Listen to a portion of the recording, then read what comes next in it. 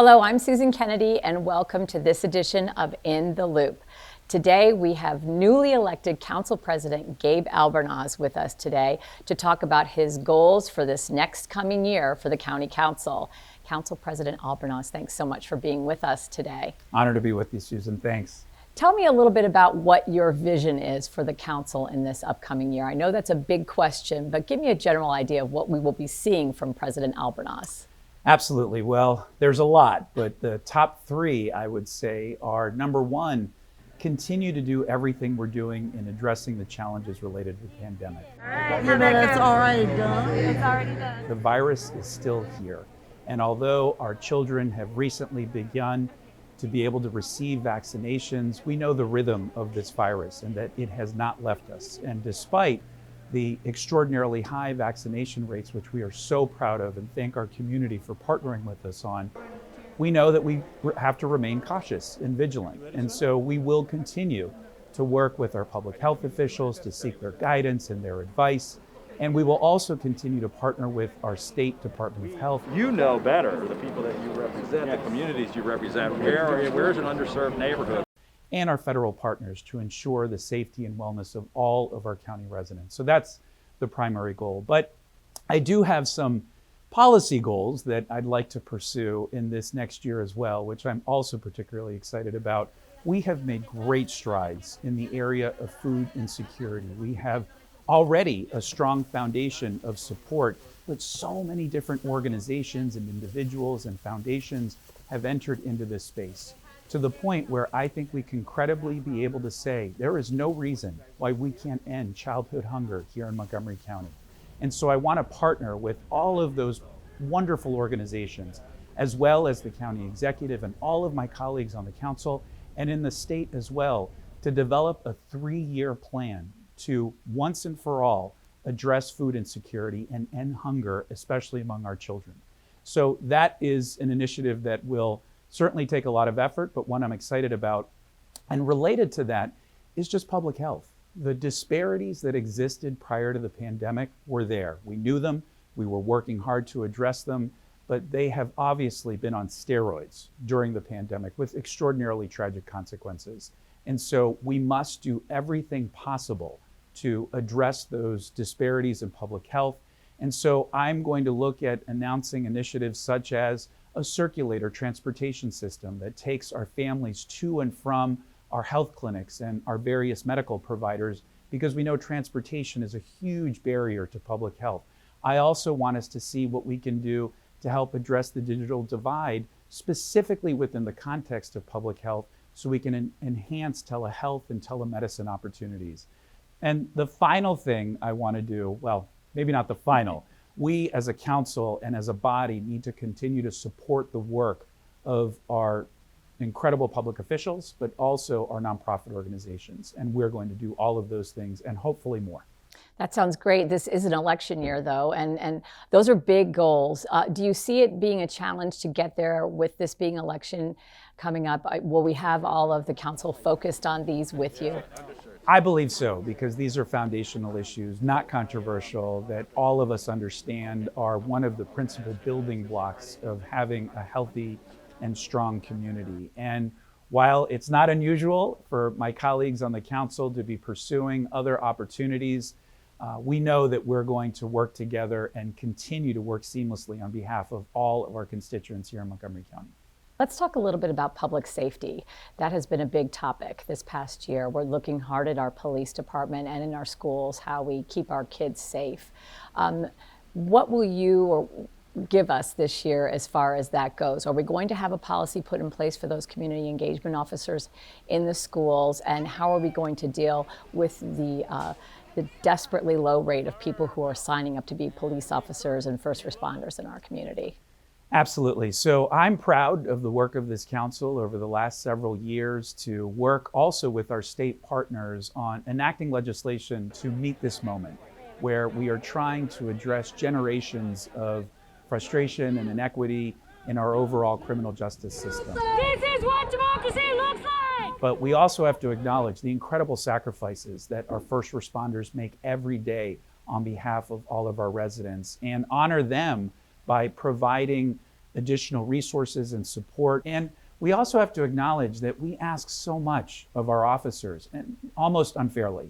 Your thoughts on the training that we had yesterday in Special Victims? I thought it was an awesome chance to kind of recognize that the level of stress that we're under is being recognized by our captain, and the efforts that she made to start to help all of us deal with what we all deal collectively and we all know as individuals, get us all on the same page with looking out for one another, similar to the therapy that goes on here. And so we have to provide additional support in the way of more positive youth development initiatives, more mental health services, more social services that I know will help strengthen our social safety net here in our community, which will help law enforcement if we go further upstream and address the underlying issues that cause some of the challenges that they have to deal with.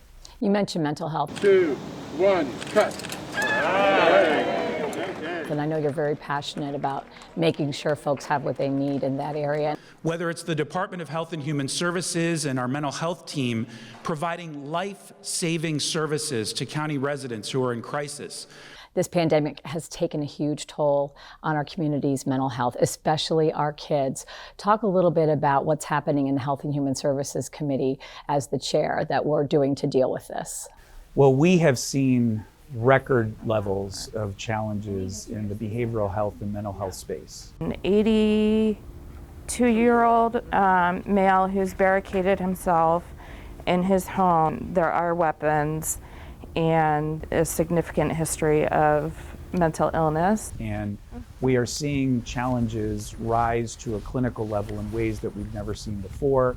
And both the volume and also depth of the challenges that our behavioral health specialists are seeing is truly overwhelming. So I think we need to do three things, and we have been focusing on this within our Department of Health and Human Services. The first is we need to provide support for our behavioral health specialists themselves. We have to make sure they are in the best possible position and have the support they need to be able to carry out their important work, because we're seeing too many people in this field leave the profession altogether, or maybe even some preventing from applying because of just that sheer volume. So we have to take steps to support our behavioral health specialists. That's number one. The second is we have to make sure that the services we are providing are culturally appropriate and that it meets our community where they are and really takes the time to understand their unique needs and challenges from a cultural and ethnic lens. The pandemic has taken its toll and it hasn't left, as we mentioned earlier. Talk about this council and how you were able to work together to get us to the point where we are today, nationally recognized for those vaccination rates, and are we moving into a healthy and prosperous 2022 with these statistics in front of us? Well, I've been extraordinarily proud to serve with this council. It has been really impressive, the way that we have come together to address a myriad of issues. Families we'll have 300 households that will receive $800 a month for 24 months. Whether it's economic recovery through our small businesses, whether it's housing insecurity and providing more rental relief. These $800 can make the difference between paying rent or not, between having food on the table or not. We've seen time and time again that investments like this really make a difference. And thank goodness for our federal partners who have provided much needed resources that have enhanced our own county budget, because there's no way that we would have been able to afford to do this all on our own. The other thing that we have focused on, though, is policy. And the initiative that, maybe the initiative I'm most proud of in my term as doing public service for the last 16 years, is the Por Nuestra Salud y Bienestar initiative.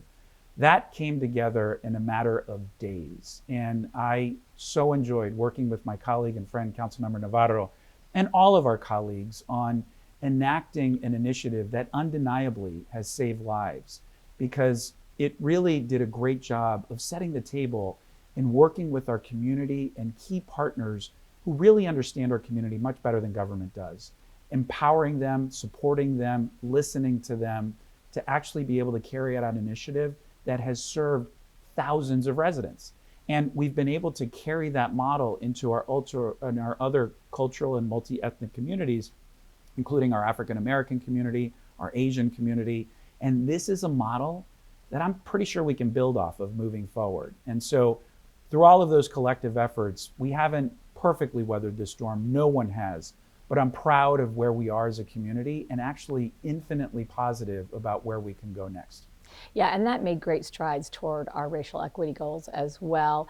The council really did step in quite a bit during this pandemic and took charge in a lot of situations that maybe you weren't expected to have to take charge in.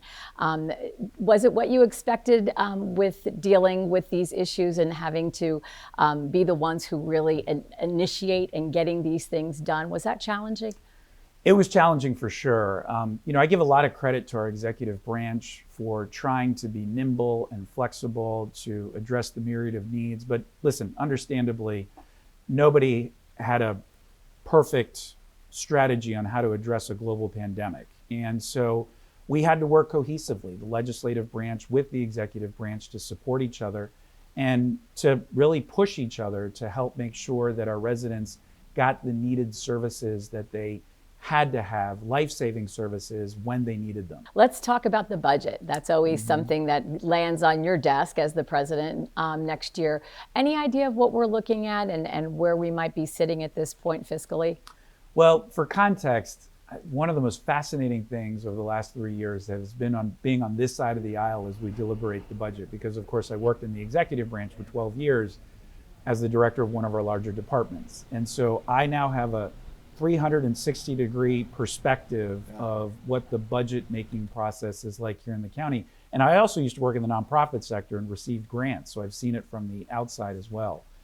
I think thanks to our federal government, we continue to be in a better place than we would have otherwise been. But we have to acknowledge that the federal investments that have been made have an expiration date. And so we are going to have to continue in the area of economic development to make sure that we expand our revenue base so that we can pay for these critical social services that we need, and the investments in schools and the investments in our capital improvement program and in so many other areas that really enhance quality of life here for all of our residents and make it why Montgomery County, I think, is the best place in the United States to live, play, and work.